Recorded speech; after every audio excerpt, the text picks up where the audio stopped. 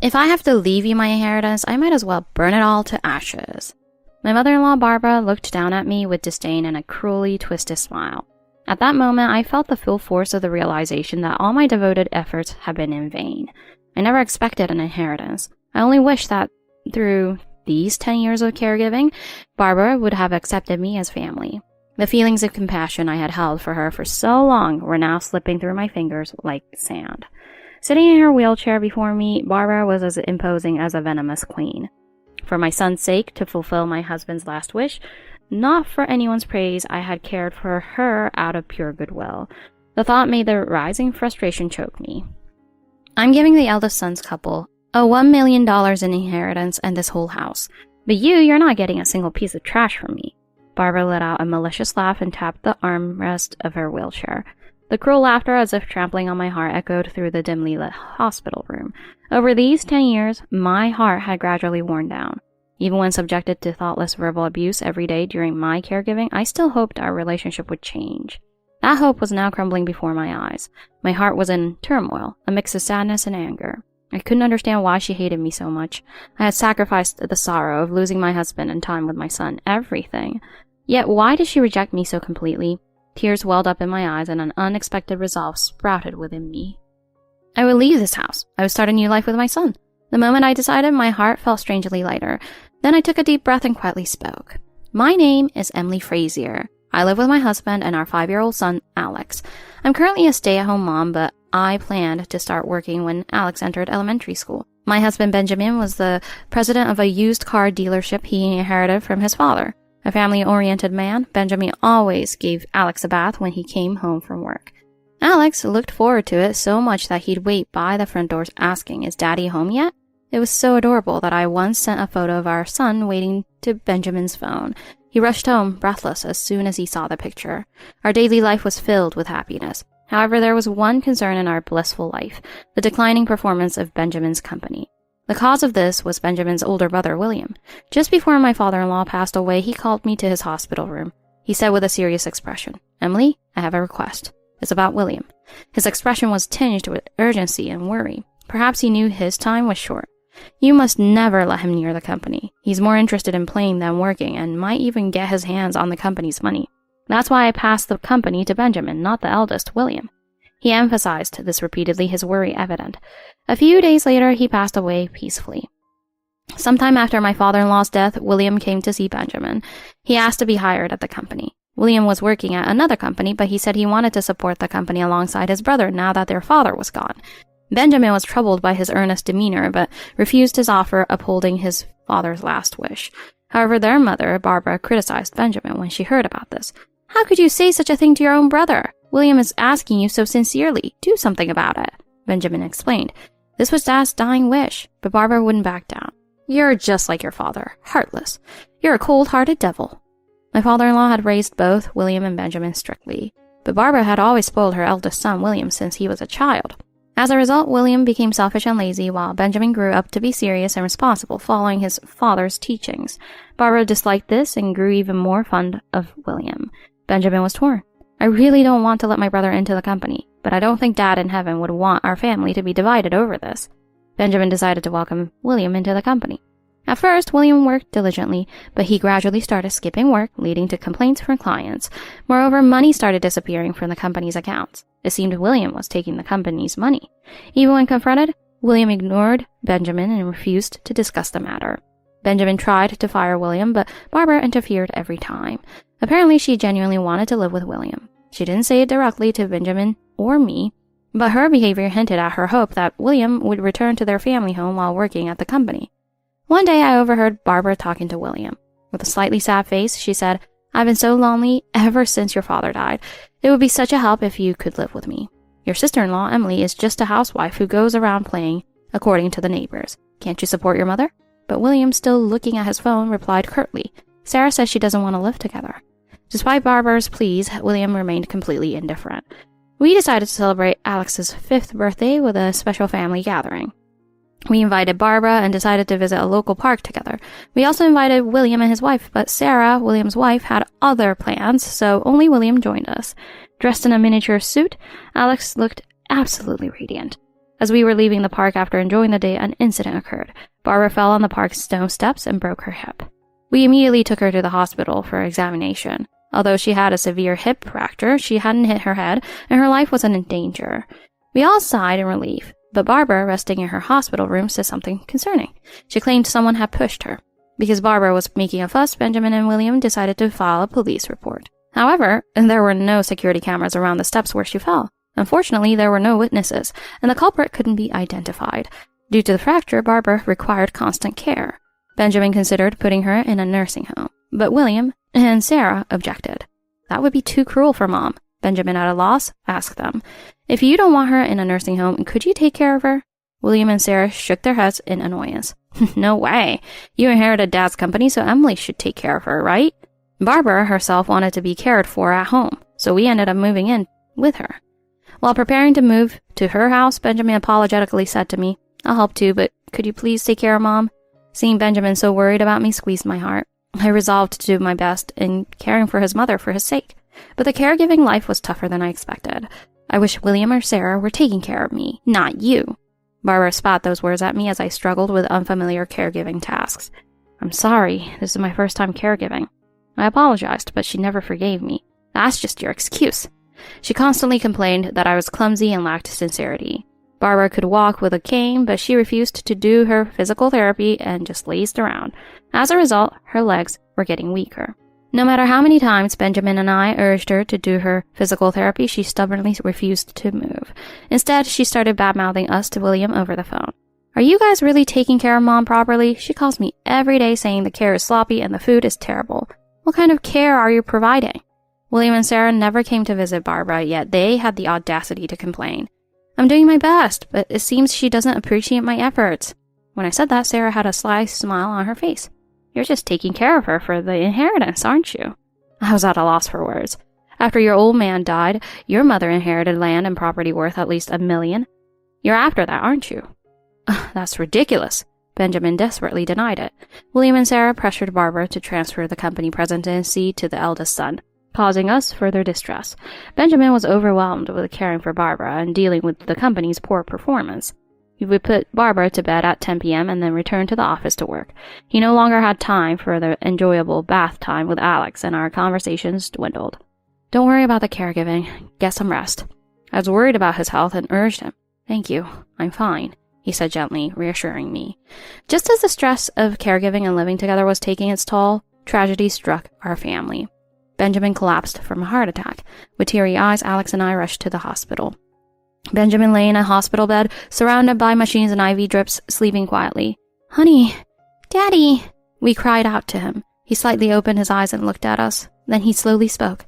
"William and Sarah won't take care of Mom. When I'm gone, you're the only one she can rely on." 3 days later, he passed away. After Benjamin's death, as he predicted, William and Sarah didn't offer to take over the caregiving. Instead, they seemed relieved to be able to push the responsibility onto me now that Benjamin was gone. Grieving, I recalled Benjamin's words. "You're the only one she can rely on." To keep my promise to him, I stayed at Barbara's house and continued to care for her. I found a work-from-home job and juggled work, caregiving, and household chores. Yet Barbara never expressed gratitude, only complaints about my caregiving. Eventually, William became the company president, fulfilling Sarah's wish. My continued caregiving for Barbara was met with neither appreciation nor compensation, only a lonely battle to protect my late husband's wishes. 3 years had passed since we started living with Barbara. Alex, now in elementary school, gradually started helping with Barbara's care. "Grandma, I'll get your cane. I'll help you with your dinner." He did his best to help with tasks a schoolboy could handle, but Barbara's attitude toward Alex remained cold. "You're not kind at all, just like your father. When will your mother ever learn to provide proper care?" Every time I heard her say such things to Alex, my heart ached. I couldn't defend him in front of her because it would only make her angrier. One day while Alex was doing his homework, I said to him, "I'm sorry Grandma says such harsh things. Thank you for always helping with her care." Alex looked me in the eye and said, "I may not like Grandma, but I want to honor Dad's last wish because you value it so much, so it's okay." Seeing him shoulder such a big responsibility at his young age was truly inspiring. 10 years passed since Benjamin's death. Through hard work, Alex got accepted into his desired high school. We decided to visit Benjamin's grave to share the good news. "Mom, let me do that." Although he said it gruffly, he took over cleaning the gravestone, reminding me of Benjamin. I thought Benjamin must be happy in heaven seeing our son's growth. Thank you for watching over Alex and me all this time, I whispered, placing my hands together in prayer. Even now, William and Sarah didn't help with Barbara's care at all, but recently they started showing up at her house. Whenever they came, they'd have hushed conversations with Barbara. Invariably, Barbara would say to me afterward, "Emily, could you step out for a moment?" I noticed that after they left, Barbara's expression would turn sour, which worried me. Since William took over the company, its performance had been steadily declining, and employees were quitting one after another. The number of clients dwindled, making it difficult to keep the company afloat. Concerned about what they might be plotting, I approached William as he was leaving one day. "Is the company doing all right?" My question seemed to enrage him. "None of your business." Hearing his raised voice, Sarah turned to me with a cold glare. "Emily, why don't you just get out of this house already?" I was taken aback. "But who will take care of Barbara?" William smirked. "That's obvious. You'll take her with you." That night, as we sat around the dinner table, Barbara spoke. "I'm leaving $1 million in assets and this house to my eldest son and his wife. I have no intention of giving you a single penny." Alex stopped eating and looked at me. "Barbara, regardless of any inheritance, I've been taking care of you because that's what Benjamin asked me to do. Before he passed, he asked me to look after you, that's all." No sooner had I finished speaking than Barbara roared. "Don't give me that sanctimonious crap. It's not sanctimonious. What Mom's saying is true." But Barbara ignored her grandson's words and dropped a bombshell. "Emily, I know the truth. You've been poisoning my food." "Poisoning?" My voice trembled in disbelief. "Sarah told me. She said you've been sneaking poison from the kitchen and mixing it into my meals little by little. You ask how I'm feeling every day to adjust a dosage, don't you?" "I would never do such a thing. I've been genuinely taking care of you." I desperately tried to defend myself, but Barbara pressed on. "And that's not all. You're trying to change the title of this land and house your name, aren't you? Sarah saw you.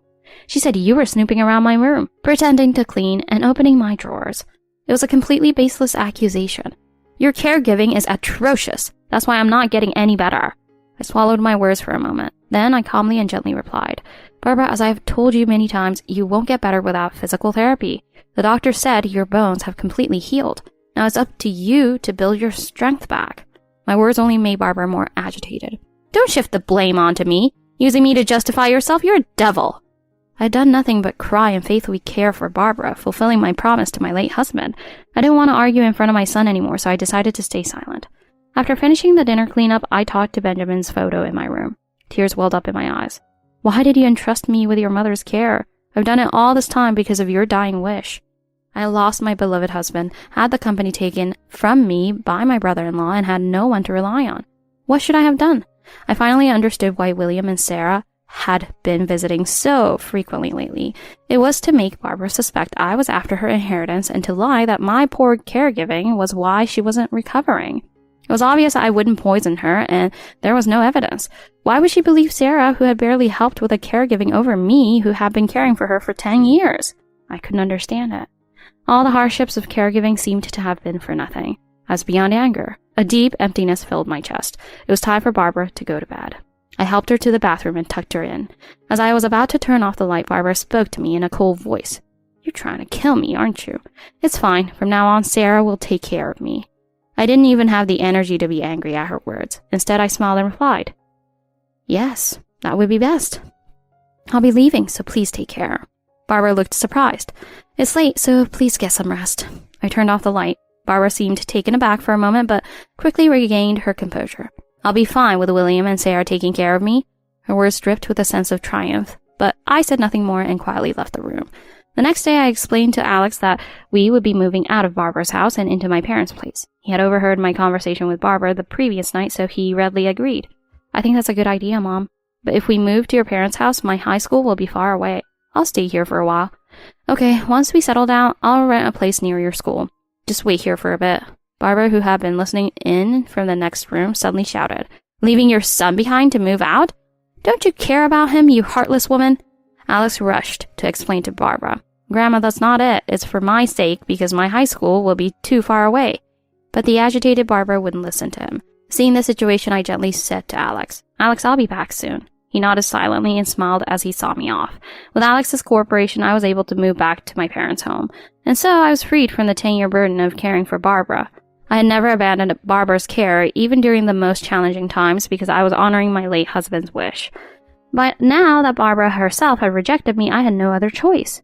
However, soon after I arrived at my parents' house, I received a frantic call from William. "Why did you leave abandoning Mom?" I calmly explained what Barbara had said to me the previous day. "Your mother suspected I was poisoning her food, and she said she didn't want my care and wanted Sarah to look after her instead." William was shocked and raised his voice. "I don't know anything about that. Take Mom to your parents' house too. Why don't you ask Sarah first? She's the reason your mother refused my care. So there's nothing I can do." "What?" He sounded even more agitated, his voice cracking. "Your mother is relying on you and your wife now, so please, take care of her from now on." I hung up. After I left, Barbara immediately called William and Sarah, it seemed.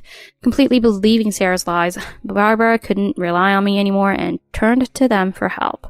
She had been persistently persuading them, but it was too late to explain that everything Sarah said was a lie, leaving them in a difficult position. Pushed by Barbara, William and Sarah reluctantly started living with her. They probably didn't expect me to leave so easily, as they knew I valued my late husband's last wish.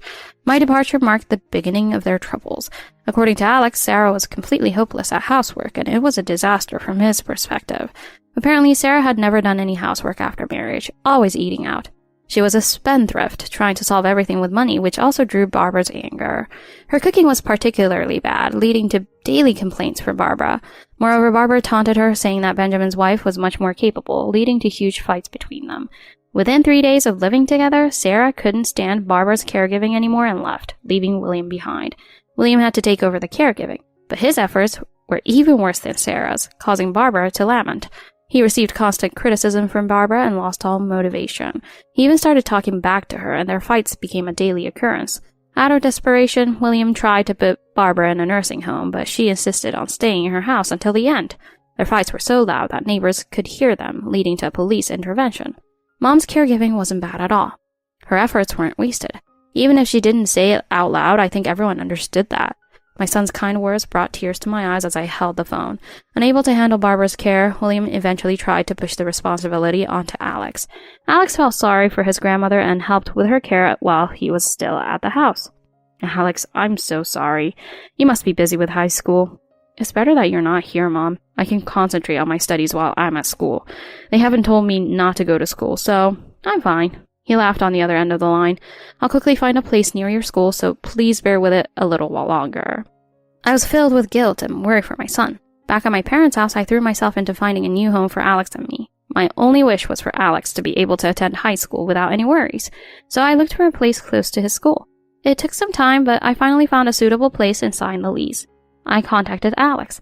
"Alex, I finally found a place. The lease is signed, so please get ready to move." "Okay, Mom, thanks." He sounded relieved. I believed everything would be all right now. But I didn't know then that a new storm was about to begin. On the day of the move, I returned to Barbara's house for the first time in a while. "This is all my stuff." Alex had packed all his belongings into boxes. "Okay, once we hand this over to the movers, we're done." As I was talking to Alex, William and Sarah suddenly called me over. Sarah, who was supposed to have left, was also there. "Emily, can we talk for a minute?" A knot formed in my stomach. I had a bad feeling about this. I was led to Barbara's room, where a discussion with Barbara, William, and Sarah began. "I've already moved out, so I don't think I'm involved." I stated firmly, but Sarah grinned slyly. "Oh, I saw it." "Saw what?" 10 years ago, when Alex had his 5th birthday celebration, do you remember when Mother fell down the stairs at the park?" Of course I remember, but what about it?" "You pushed her, didn't you?" "What?" I gasped, unable to believe my ears. "Don't say such outrageous things. There's no way I would do that." "We have proof. I saw you push me, Emily." Barbara glared at me as she spoke. I had no recollection of such an event and didn't know how to react. Then William chimed in, adding fuel to the fire. "I clearly saw you push Mom too." I staggered backward.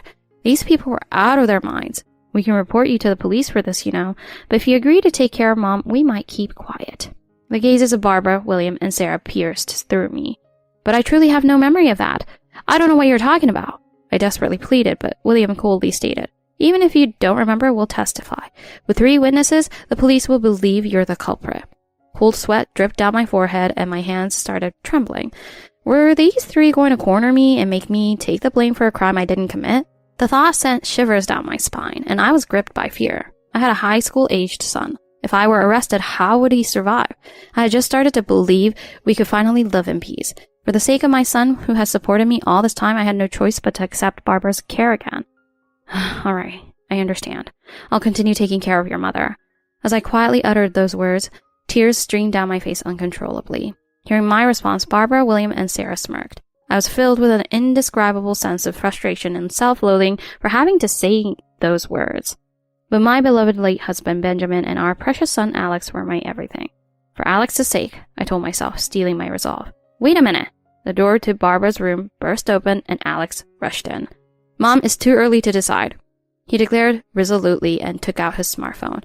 The next moment, a recording played from the phone, filling the room. Wouldn't it be a good idea to frame Emily for pushing your mother? But will that really work? It'll be fine. With 3 witnesses, even the police will believe Emily did it. If we threaten her, she'll do whatever we say. Emily's weak spot is Alex. She'll listen to us right away because she won't want Alex to suffer if she's arrested. By the time the recording ended, Barbara, William, and Sarah's faces had turned pale. They shot us venomous glares. That's not proof of anything. Whether it's proof or not, why don't we let the police decide? I was shaking with anger, my voice barely above a whisper. If it weren't for Alex's help, I would have undoubtedly fallen into the trap set by William and his mother. Don't take anything more from me. 10 years of forced caregiving, and this is how it ends? The thought made me unable to stand still. But Mom, we're not the only victims here. Alex played another recording. This time it seemed to be a conversation between William and Sarah. If you had pushed Mom harder, none of this would have happened. We were so close to getting that $1 million. If you're going to complain, you should have done it yourself. You're a monster. What is the meaning of this? Barbara's face was contorted in anger as she yelled. When I was 5, when we were going to the park, these two planned to push Grandma down the steps. They were going to wait for the moment when Grandma was alone. But Sarah wasn't at the park that day, was she? Sarah was at the park. According to this conversation, she was hiding, to kill Grandma. But that plan failed, it seems. The recording continued. For now, let's force Emily to take care of your mother. We can deal with your mother when the time is right. Then we'll get that money. The recording stopped. William and Sarah, who were plotting to kill Barbara, had involved her in their scheme to force the caregiving on me. I was appalled by their audacity and cruelty. I'll sue you both. Barbara grabbed her cane and moved towards the phone. What are you planning to do? I asked, my voice trembling. I'm turning these two into the police. She turned around and shouted, Mom, wait! William rushed to stop her, panicked. It's no use even if you do that. The statute of limitation for assault is 10 years, so it's already expired. Sarah said with a look of triumph, as if taunting both Barbara and William. I knew about the statute of limitations. That's why I tried to frame Emily. Because even if it came out that I was the culprit, I wouldn't be arrested. Sarah laughed, an evil glint in her eyes. Barbara's face turned bright red and she exploded in anger. William, divorce Sarah immediately. I'm kicking this demon out of this house. Even with Barbara's outburst, Sarah didn't back down. I won't divorce until your mother dies and William inherits $1 million. She declared triumphantly. If you want a divorce that badly, I'll do it after your mother dies and I get half in the property division. Sarah laughed hysterically. That's not possible, Sarah. Sarah looked startled and turned towards me. Assets acquired before marriage are excluded from property division, so you won't get anything. Sarah's face fell and she slumped to the floor. Barbara let out a loud, triumphant laugh.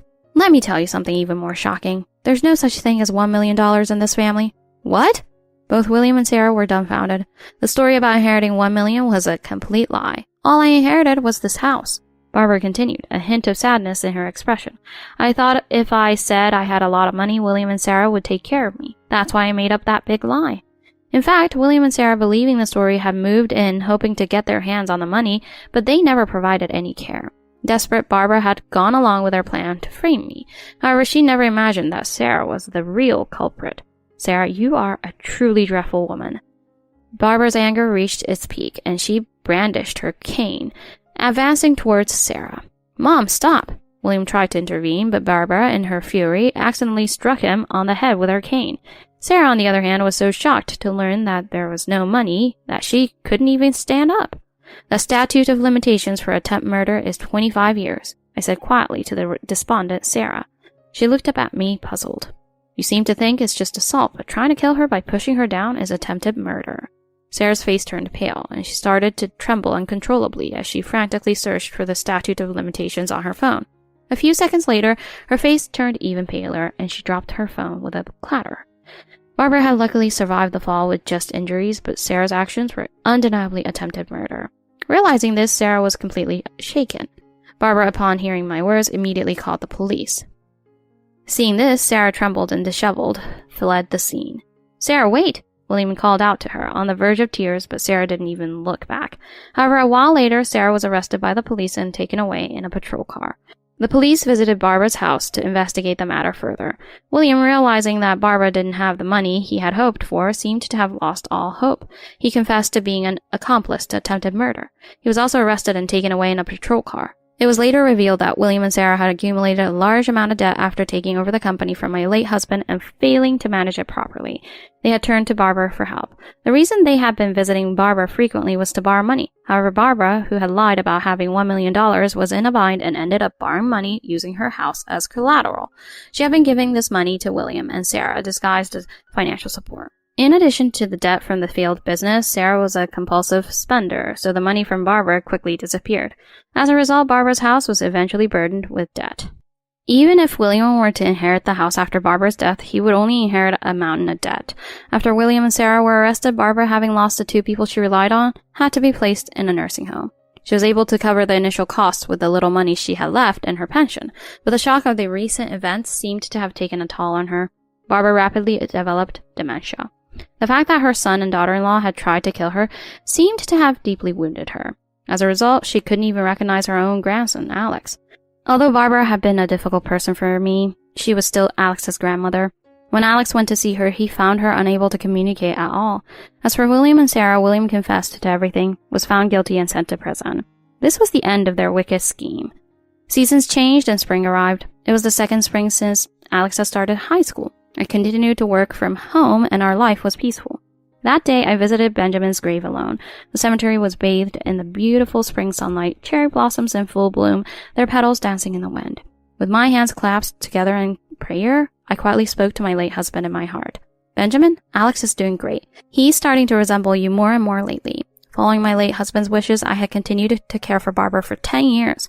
Now she was in a nursing home, and Alex and I visited her once a week. Although she no longer recognized us, she seemed to have a peaceful expression on her face, which was a small comfort. I almost fell into William and Sarah's trap and was nearly falsely accused. I had thought that such a peaceful life would never come again, but Alex had been quick-witted, recording their conversations and proving my innocence. He had grown into a reliable young man. One day I received a call from the bank. The educational fund you had for your son has matured. At first I was confused, but then I realized it was the educational fund Benjamin had set up for Alex. It felt like receiving a letter from my late husband after 10 years. I was overwhelmed by his deep love. Thank you, Benjamin. Alex is working hard towards his goal of going to college. Alex had expressed his desire to study business administration. Having witnessed the struggles of his father's company during his childhood, he probably wanted to help. In the future, I want to study business administration and become a consultant who supports business owners. I want to be someone who can support other people's dreams. Alex's eyes held a firm determination. I silently prayed that Alex would study hard and grow up to be a kind and supportive person like his father. A gentle spring breeze blew. It felt as if it were carrying hope for the future, along with the cherry blossom petals.